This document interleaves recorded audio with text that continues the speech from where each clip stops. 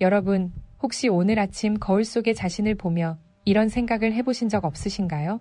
분명 잠은 충분히 잔 것 같은데 왜 내 얼굴은 잿빛으로 변해 있을까? 왜 잇몸은 사과 한 입 베어 무는 것조차 두려울 만큼 붓고 피가 날까? 그리고 도대체 이 몸의 무거움은 어디서부터 시작된 것일까? 하는 그런 의문 말입니다. 흰 가운을 입고 청진기를 목에 건 채 보낸 세월이 어느덧 30년입니다.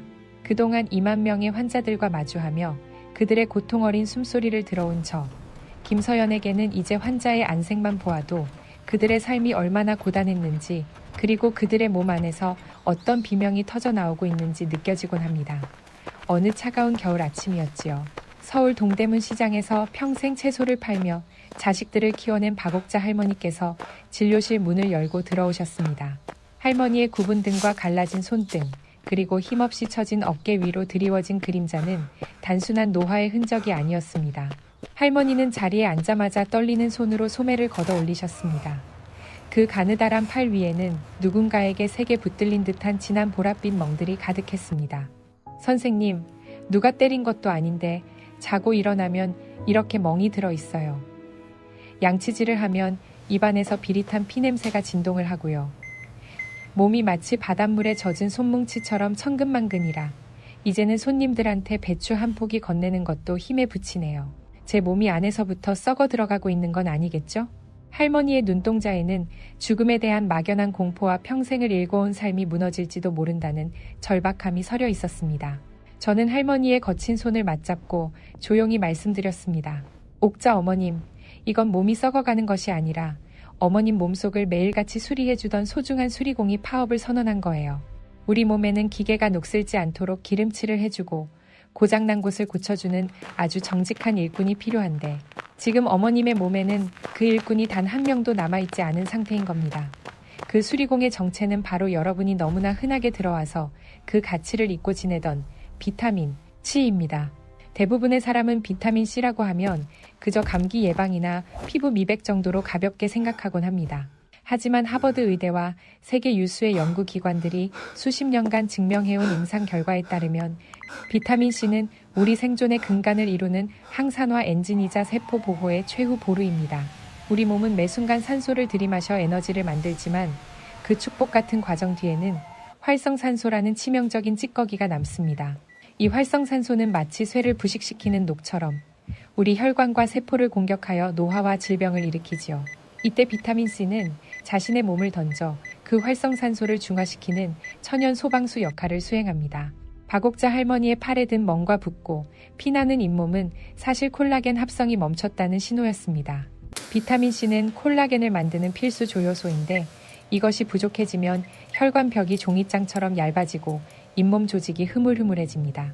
실제로 혈중 비타민 C 농도가 하위 20%에 해당하는 사람은 상위 20%인 사람보다 심혈관 질환으로 사망할 확률이 무려 42%나 높다는 충격적인 통계가 있습니다. 할머니의 몸은 지금 단순한 피로가 아니라 혈관이 터지고 조직이 무너져 내리는 심각한 결핍의 경고등을 켜고 있었던 것이지요. 어머님, 영양제 한두 알 챙겨 드신다고 다 되는 게 아니에요. 비타민 C는 우리 몸이 스스로 만들지 못하는 유일한 비타민이라서 마치 매일 먹는 밥처럼 아주 세심하게 채워줘야 합니다. 그런데 많은 분이 아무 때나 한 번에 많이 먹으면 된다고 착각하시죠.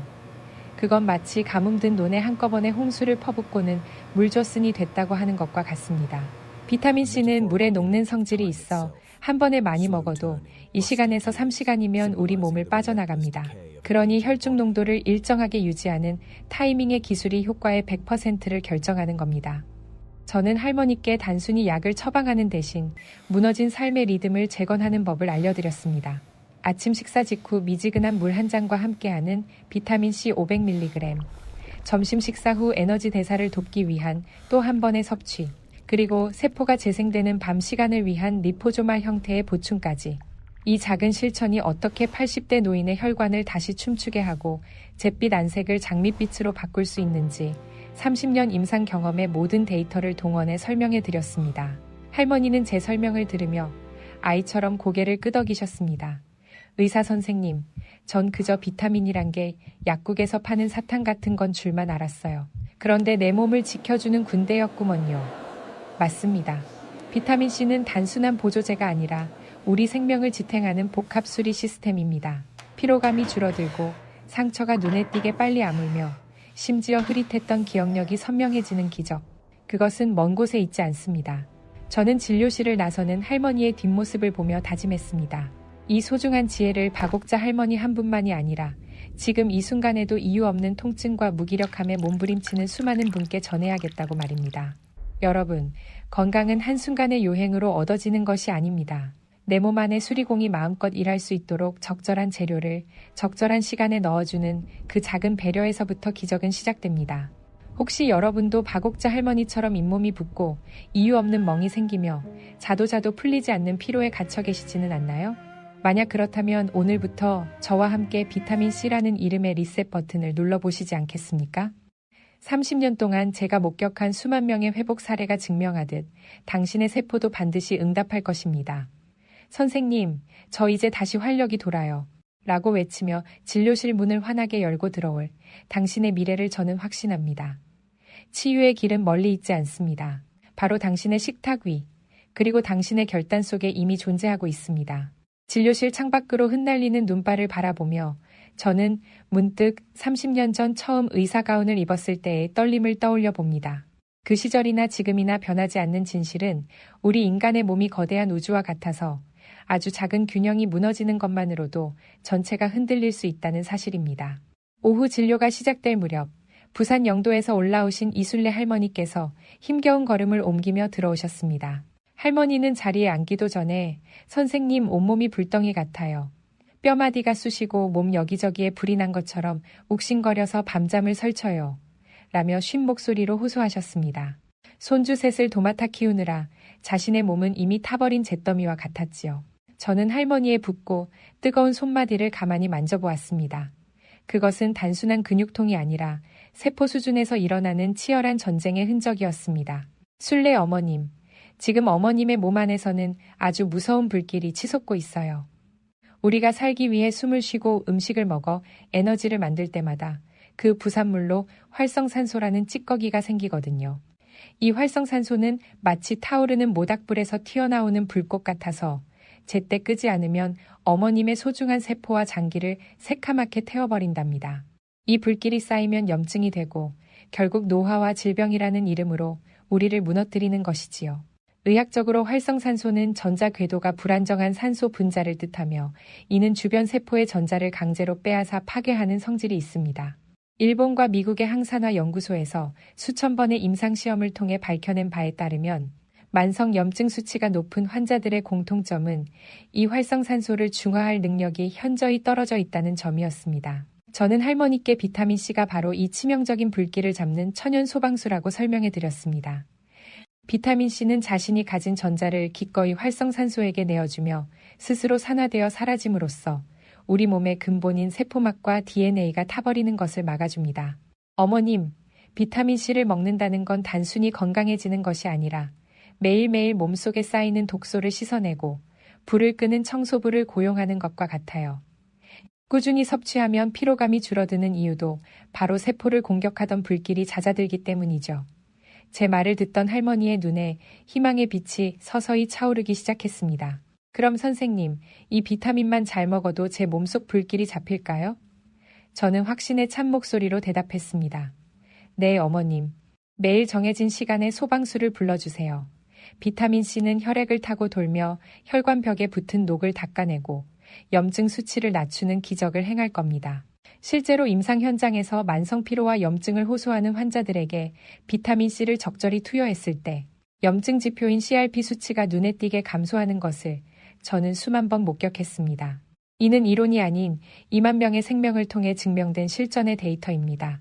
순례 할머니께 저는 부엌에서 찾을 수 있는 신선한 채소와 함께 비타민C를 규칙적으로 복용하는 법을 상세히 적어드렸습니다. 할머니가 진료실 문을 나설 때 그 무겁던 어깨가 한결 가벼워진 것을 보며 저는 다시 한번 깨달았습니다. 의술은 기술이 아니라 환자의 몸속에 타오르는 고통의 불길을 함께 끄고자 하는 진심에서 시작된다는 것을 말입니다. 의사로 살다 보면 가끔 고집이 곧 생명이라고 믿는 분들을 만나게 됩니다. 인천에서 오신 85세의 퇴직 공무원 정대식 할아버지가 바로 그런 분이셨습니다. 평생을 꼿꼿하게 살아오신 할아버지는 약 따위 안 먹어도 건강하게 살 수 있다며 자부하셨지만 최근 부쩍 심해진 두통과 숨가쁨 때문에 자녀들의 강권으로 제 진료실을 찾으셨습니다. 혈압계를 감은 할아버지의 팔에서 느껴지는 맥박은 매우 딱딱하고 거칠었습니다. 그것은 마치 수십 년간 한 번도 청소하지 않은 낡은 수도관처럼 혈관이 굳어버렸다는 위험한 신호였습니다. 저는 검사 결과를 앞에 두고 할아버지께 차분히 말씀을 건넸습니다. 대식 어르신, 어르신의 심장은 지금 아주 좁고 거친 터널을 통과하기 위해 죽을 힘을 다해 피를 뿜어내고 있어요. 혈관이 고무줄처럼 유연해야 피가 부드럽게 흐를 텐데 지금 어르신의 혈관은 유리관처럼 딱딱해져서 작은 충격에도 깨질 듯 위험합니다. 이 혈관 벽에 상처가 나면 그 틈으로 콜레스테롤이 달라붙고 결국 염증이 생겨 통로를 더 좁게 만듭니다. 이것이 바로 어르신이 느끼시는 두통과 숨가쁨의 원인입니다. 존스 홉킨스 대학의 연구 보고서에 따르면 혈중 비타민C 농도가 높은 집단은 낮은 집단보다 심혈관 질환 발병률이 42%나 낮았습니다. 비타민C는 혈관 내벽을 구성하는 내피세포의 기능을 회복시키고 혈관을 확장하는 일산화질소의 생성을 돕는 결정적인 역할을 합니다. 저는 할아버지께 비타민C가 바로 그 딱딱해진 혈관을 닫고 수리하는 혈관의 파수꾼이라고 설명해 드렸습니다. 어르신, 비타민C는 단순히 피로를 푸는 약이 아닙니다. 심장이라는 펌프가 내보내는 피를 안전하게 나르는 길, 즉 혈관을 튼튼하게 보수하는 공사자재와 같아요. 제 설명에 할아버지는 헛기침을 하시며 비타민 하나가 무슨 그런 큰일을 한단 말인가? 라고 반문하셨지만 저는 통계가 증명하는 수치와 수많은 환자의 호전 사례를 보여드렸습니다. 혈액 속의 비타민C는 산화된 LDL 콜레스테롤이 혈관 벽을 공격하는 것을 방어하고 손상된 혈관 조직을 재생시키는 핵심 조력자입니다. 85세의 나이에도 혈관은 충분히 다시 젊어질 수 있습니다. 다만 그것을 지탱할 영양적 토대가 필요할 뿐이지요. 저는 할아버지께 매일 식후에 복용할 비타민C와 함께 혈관 탄력을 높이는 데 도움을 주는 생활 습관을 처방해 드렸습니다. 고집스럽게 약을 거부하시던 할아버지는 제 진심 어린 설명과 과학적 근거 앞에서 결국 고개를 끄덕이셨습니다. 진료실을 나서는 할아버지의 뒷모습에서 저는 한 시대의 자부심과 함께 자신의 생명을 지키려는 조용한 의지를 읽었습니다. 비타민C 한 알이 심장의 부담을 덜어주고 할아버지가 사랑하는 가족 곁에 더 오래 머물 수 있게 해주는 든든한 방패가 되어주길 간절히 기도했습니다. 선생님, 이제 이 늙은 얼굴을 거울로 보기가 싫어요. 산 정상에 대한 욕심을 이제는 내려놓으십시오. 산에 꼭 가고 싶으시다면 평평한 둘레길만 걸으시고 하산할 때는 반드시 2개의 등산 스틱을 사용하여 체중을 팔로 분산시켜야 합니다. 무릎 연골은 소모품입니다. 한번 닳아 없어지면 다시 재생되지 않습니다. 산을 정복하려 하지 마십시오. 자연과 함께 호흡하며 내 관절이 허용하는 범위 내에서만 머무는 지혜가 필요합니다. 그것이 바로 사랑하는 손주들의 결혼식을 끝까지 지켜볼 수 있는 유일한 길입니다. 차가운 겨울바람이 불어오면 저는 대구에 사시는 76세 정성태 어르신이 떠오릅니다. 공무원으로 퇴직하신 후 규칙적인 생활을 신조로 삼으셨던 그는 매일 아침 목욕탕 냉탕에서 냉수마찰을 하는 것을 건강 비결로 꼽으셨습니다. 김 박사, 아침에 찬물에 확 들어가면 정신이 번쩍 나고 혈액순환이 쫙 되는 기분이야. 이게 다 정신력이지. 정 어르신은 자신의 강한 정신력이 노화도 이길 수 있다고 믿으셨습니다. 바늘이 없는데 실만 아무리 가져다 준들 옷을 지을 수 있겠습니까? 피부 과학의 관점에서 볼 때 비타민C는 프롤린과 라이신이라는 아미노산이 콜라겐으로 변환되는 과정에서 필수적인 효소 작용을 합니다. 하버드 대학의 피부 노화 연구에 따르면 비타민C를 충분히 섭취한 집단은 그렇지 않은 집단에 비해 주름 깊이가 낮고 피부 장벽의 수분 보유력이 월등히 높았습니다. 또한 멜라닌 색소의 과잉 생성을 억제하여 검버섯과 잡티를 예방하는 효과도 탁월합니다. 저는 할머니께 비타민C가 단순한 미용 영양제가 아니라 세포와 세포 사이를 끈끈하게 이어주는 생명의 접착제라고 거듭 강조했습니다. 어머님, 이제부터 저와 함께 콜라겐의 마법을 시작해봐요. 비타민C를 충분히 드시면 몸 안에서 콜라겐 공장이 다시 가동될 거예요. 그러면 얇아진 피부가 두꺼워지고 상처 치유 속도가 2배 이상 빨라질 겁니다. 이건 화장품으로 덮는 아름다움이 아니라 안에서부터 차오르는 진짜 생명력이에요. 저는 할머니께 저녁 식사 후 비타민C와 콜라겐을 함께 복용하는 루틴을 권해드렸습니다. 밤은 우리 세포가 재생되는 골든타임이기 때문입니다. 그로부터 한 달 뒤 할머니께서 다시 진료실 문을 여셨을 때 저는 제 눈을 의심했습니다. 할머니의 안색은 몰라보게 맑아져 있었고 손등의 상처는 흔적도 없이 깨끗하게 아물어 있었습니다. 무엇보다 할머니의 입가에 피어난 환한 미소가 저를 감동하게 했습니다. 선생님 말씀대로 했더니 정말 신기해요. 얼굴에 광이 난다고 이웃들이 난리예요. 할머니의 그 맑아진 미소는 비타민C가 일궈낸 세포의 승리이자 포기하지 않은 삶의 회복이었습니다. 의사로서 저는 다시 한번 확인했습니다. 우리 몸은 우리가 정성을 들인 만큼, 아니 그보다 훨씬 더 정직하게 보답한다는 사실을 말입니다. 진료실 창가에 놓인 작은 화분 위로 오후에 잔잔한 햇살이 내려앉을 때쯤 강원도 춘천에서 평생 아이들을 가르치셨던 전직 초등학교 교장 김영철 선생님께서 조심스럽게 문을 열고 들어오셨습니다. 평생을 단정하고 흐트러짐 없는 모습으로 살아오셨을 법한 선생님의 옷매무새는 여전하셨지만 저와 눈을 맞추는 그분의 눈동자에는 깊은 안개 같은 막막함과 형언할 수 없는 서글픔이 서려 있었습니다. 자리에 앉으신 선생님은 한참 동안 마른 침을 삼키시더니 떨리는 목소리로 첫 마디를 떼셨습니다. 김 박사님, 제 머릿속에 지우개가 든 것 같습니다. 평생 부르던 제자들의 이름이 가물가물하고 방금 전까지 하려던 말이 입안에서만 맴돌다 사라져버려요. 혹시 저도 그 무서운 치매의 길로 들어선 것일까요? 선생님의 그 떨림은 단순한 건망증에 대한 걱정이 아니라 평생 쌓아온 지적 자부심과 자아가 무너져 내리는 것에 대한 공포였습니다. 저는 선생님의 차가워진 손을 따뜻하게 감싸주었습니다. 선생님, 뇌는 우리 몸에서 가장 고귀한 장기이지만 동시에 가장 연약한 곳이기도 합니다. 우리 뇌는 몸 전체 산소의 20%를 몰아서 쓰거든요. 그만큼 에너지를 많이 소모하니 찌꺼기인 활성산소도 가장 많이 생길 수밖에 없지요. 지금 선생님의 머릿속은 지우개가 든 것이 아니라 그 산화 찌꺼기들이 뇌세포 사이의 통로를 뿌옇게 가로막고 있는 상태입니다. 비타민C는 바로 그 뇌의 안개를 걷어내고 신경세포를 보호하는 강력한 필터이자 보호막입니다. 신경과학 분야의 권위 있는 연구들에 따르면 인지 기능이 저하된 노년층이나 치매 초기 단계의 환자들은 혈중 비타민C 수치가 일반인에 비해 현저히 낮다는 공통된 임상 결과가 보고되고 있습니다.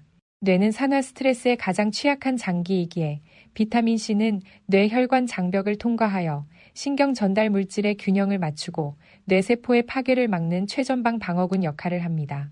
저는 선생님께 비타민C가 부족하면 뇌세포가 마치 물기 없는 고목처럼 메말라가며 신호 전달을 멈추게 된다는 사실을 상세히 설명해 드렸습니다.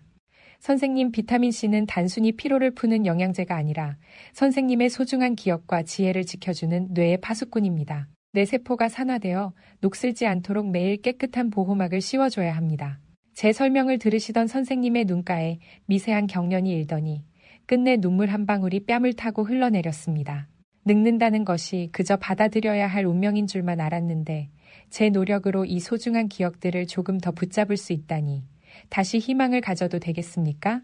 저는 확신에 찬 어조로 말씀드렸습니다. 그럼요, 선생님.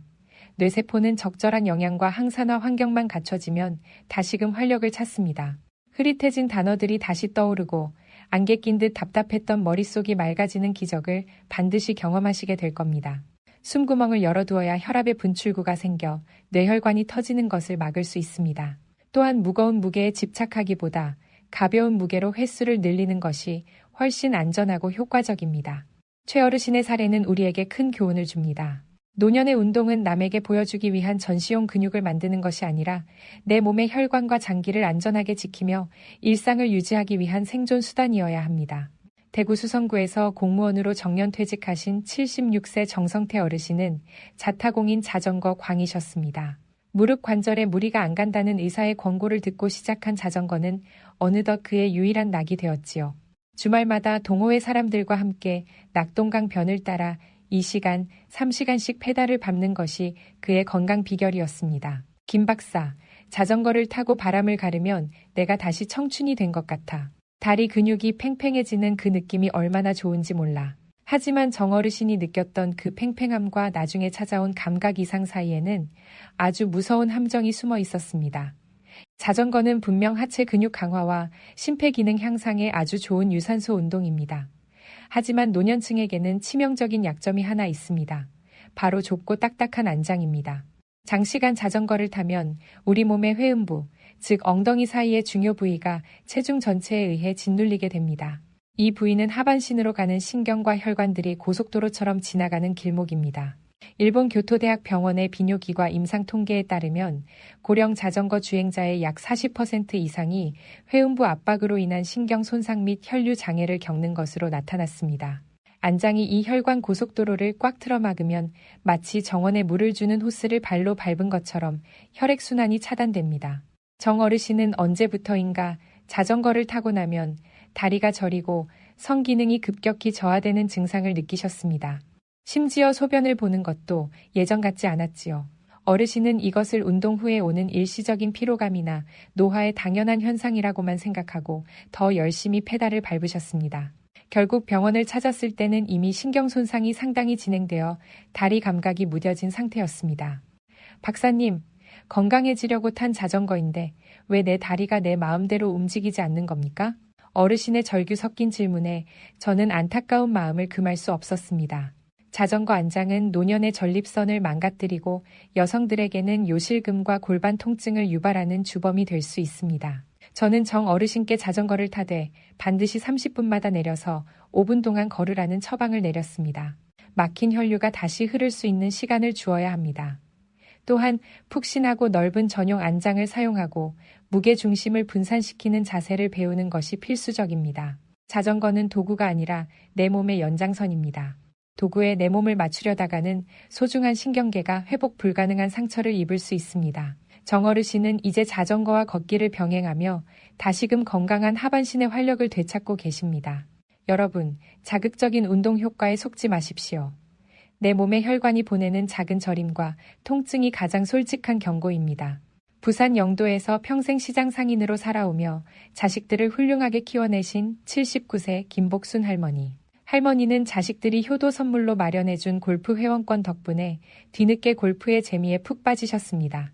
김 박사, 시장 바닥에서 허리 한번 못 펴고 살았는데 푸른 잔디에서 공을 치니까 인생 보상받는 기분이야.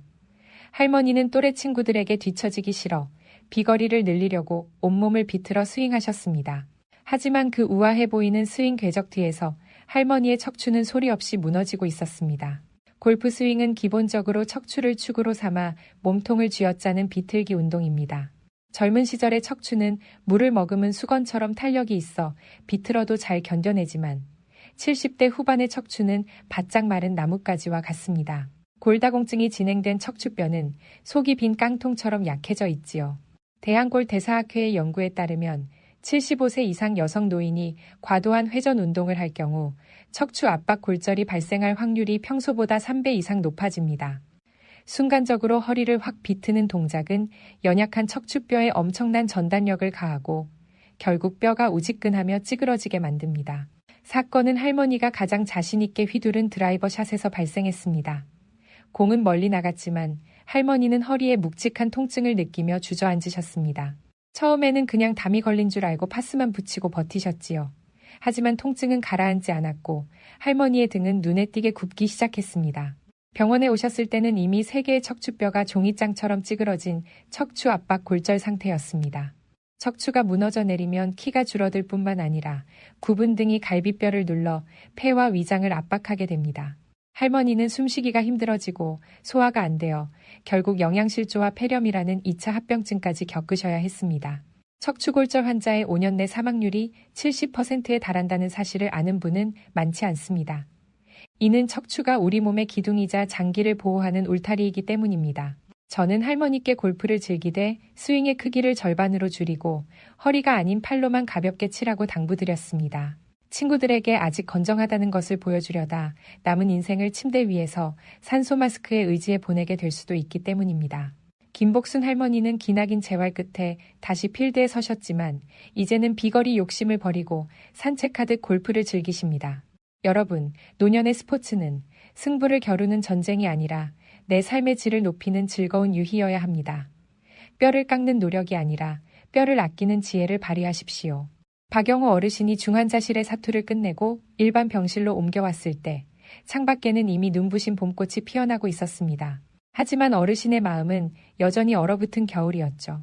한때 건강전도사로 불리며 기세등등했던 그는 이제 지팡이 없이는 화장실조차 가기 힘든 처지가 되었습니다. 선생님, 이제 제 인생은 끝난 건가요? 다시는 예전처럼 활기차게 걸을 수 없는 건가요? 어르신의 젖은 목소리를 들으며 저는 결심했습니다. 단순히 병을 고치는 의사가 아니라 무너진 한 인간의 존엄을 다시 세워주겠다고 말입니다. 저는 그날 밤 30년 진료 노하우와 하버드 노년학 연구소의 최신 프로토콜을 집약한 75세 맞춤형 4단계 생존 루틴을 정성껏 써내려갔습니다. 이 루틴의 첫 번째 단계는 오전 7시 침대 위에서 시작하는 예열 단계입니다. 잠에서 깨자마자 벌떡 일어나는 것은 노년의 심장과 혈관에 가해지는 가장 큰 테러와 같습니다. 밤새 쉬고 있던 혈액은 중력의 영향으로 하체에 쏠려 있고 뇌혈관은 준비되지 않은 상태입니다. 이때 갑자기 일어나면 기립성 저혈압으로 낙상사고가 발생하기 딱 좋습니다. 저는 어르신께 눈을 뜨면 5분 동안은 절대 일어나지 말고 누운 채로 발목을 까딱까딱 움직이고 기지개를 켜며 무릎을 좌우로 흔들어주라고 당부했습니다. 이것은 자동차 엔진을 켜기 전 오일을 순환시키는 것과 같은 이치입니다. 이 작은 5분의 예열이 하루 전체의 컨디션을 결정짓고 돌발적인 심혈관 사고를 막아줍니다. 두 번째 단계는 오전 10시, 해가 충분히 떠오른 뒤에 시작하는 안전주행 단계입니다. 아침 식사를 하고 소화가 충분히 된 상태에서 집 근처 공원의 평지를 걷는 것이죠. 산이나 오르막길은 피해야 합니다. 아스팔트보다는 흙길이나 탄성 매트가 깔린 곳이 어르신의 연골을 보호하는 데 최적입니다. 여기서 가장 중요한 핵심은 제가 앞서 강조했던 대화 테스트입니다. 친구와 어제 본 드라마 이야기를 나누거나 라디오를 들으며 콧노래를 흥얼거릴 수 있는 속도, 즉 최대 심박수의 60% 내외를 유지하며 딱 30분만 걷는 것입니다. 박 어르신은 처음엔 이게 운동이냐며 투덜대셨지만 무리하지 않고 걷는 즐거움을 알게 되면서 거칠었던 맥박이 안정되는 기적을 경험하셨습니다. 세 번째 단계는 오후 3시, 체력이 한창 좋을 때 시행하는 엔진 정비 단계입니다. 이것은 근육의 소실을 막는 가장 핵심적인 과정입니다. 걷기만 해서는 상체 근육과 코어 근육의 약화를 막을 수 없습니다. 저는 어르신께 시장에서 파는 5영원짜리 고무밴드를 처방했습니다. 의자에 앉아 밴드를 양손으로 당기거나 발에 걸고 밀어주는 간단한 동작입니다. 무거운 역기와 달리 고무밴드는 저항이 일정하여 관절에 무리를 주지 않으며 무엇보다 후하고 숨을 내뱉으며 당기면 혈압 급상승의 위험 없이 안전하게 근섬유를 자극할 수 있습니다. 근육은 노년의 연금과 같습니다. 밴드 운동은 그 연금을 매일 조금씩 적립하는 가장 현명한 투자입니다. 마지막 네 번째 단계는 저녁 7시 하루의 피로를 씻어내는 세차 단계입니다. 동네 수영장의 미지근한 온수풀에서 물속 걷기를 하는 것입니다. 하루 종일 체중을 견디느라 지친 무릎 연골과 허리 척추를 물의 부력으로 쉬게 해주는 시간입니다. 수중 운동은 땅 위보다 저항이 높으면서도 관절에 가해지는 충격은 제로에 가깝습니다. 실제로 물속에서 15분간 걷는 것은 땅 위에서 1시간을 걷는 것과 맞먹는 대사 활성 효과를 낸다는 연구 결과가 있습니다. 박 어르신은 이 4단계 루틴을 3개월간 성실히 실천하셨습니다. 지팡이를 던져버리고 제 진료실 문을 힘차게 열고 들어오시던 날, 어르신은 제 손을 잡으며 활짝 웃으셨습니다. 선생님, 이제야 제 몸과 화해한 기분입니다. 이게 진짜 나를 살리는 길이었네요. 진료실에서 만난 김복순 할머니의 손은 평생 시장에서 생선을 만지느라 거칠어져 있었지만 그보다 더 걱정스러운 것은 할머니의 앙상해진 팔다리였습니다. 반면 배는 볼록하게 나와 계셨지요.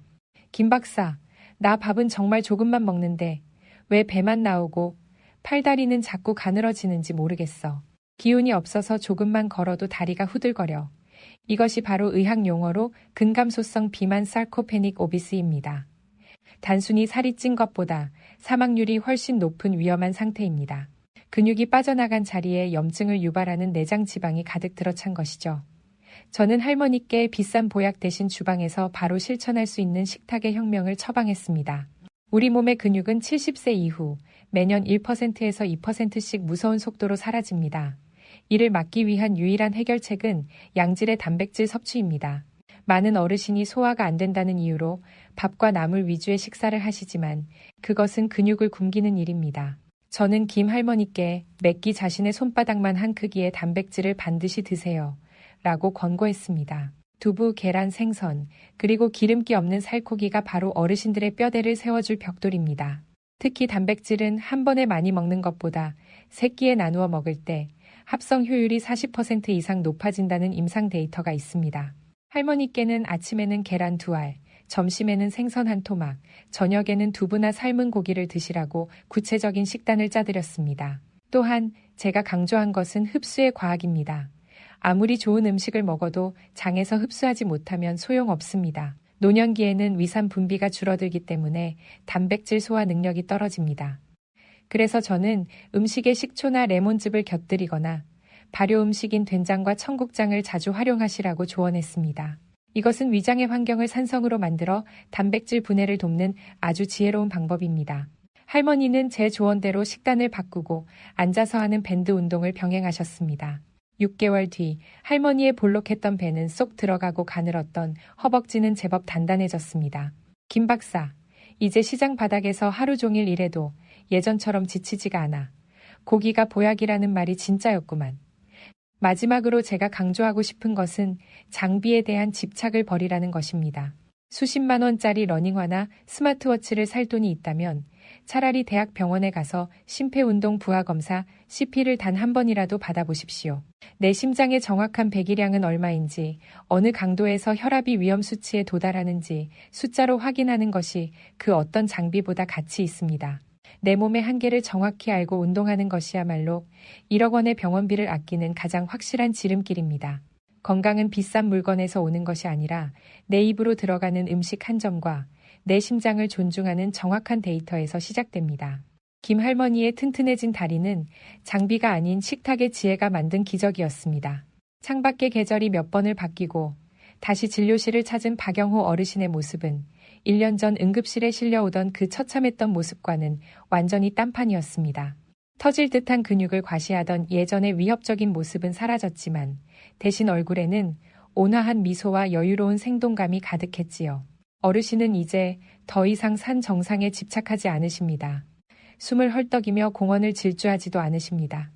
하지만 그 어느 때보다 건강하고 행복해 보이셨습니다. 어르신이 제게 건넨 한마디는 30년 의사 생활을 해온 저에게도 깊은 울림을 주었습니다.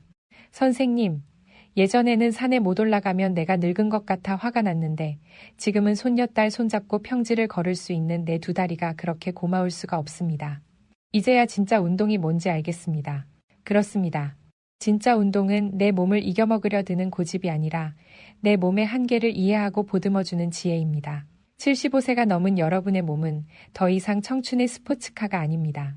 70년 넘게 거친 길을 달려온, 그래서 더 소중하고 가치 있는 클래식카입니다. 그 낡은 엔진을 거칠게 몰아붙여 터뜨릴 것인지, 아니면 정성껏 닦고 기름쳐서 부드럽게 오래 달리게 할 것인지는 오직 여러분의 선택에 달려 있습니다. 오늘 제가 들려드린 박영호 어르신, 이정숙 선생님, 최두팔 할아버지, 김복순 할머니의 이야기는 바로 여러분 자신의 이야기이기도 합니다. 그분들이 겪었던 아픔과 후회, 그리고 그 끝에 찾아온 회복의 기쁨을 여러분도 함께 느끼셨기를 바랍니다. 저는 병원에서 수만 명의 마지막을 지켜보며 늘 생각했습니다. 조금만 더 일찍 자신의 몸을 아껴주었더라면 이 이별은 조금 더 뒤로 미룰 수 있었을 텐데 하고 말입니다. 여러분, 운동은 극기 훈련이 아닙니다. 오늘 하루 무사히 견뎌준 내 몸에게 건네는 가장 따뜻한 위로이자 감사여야 합니다.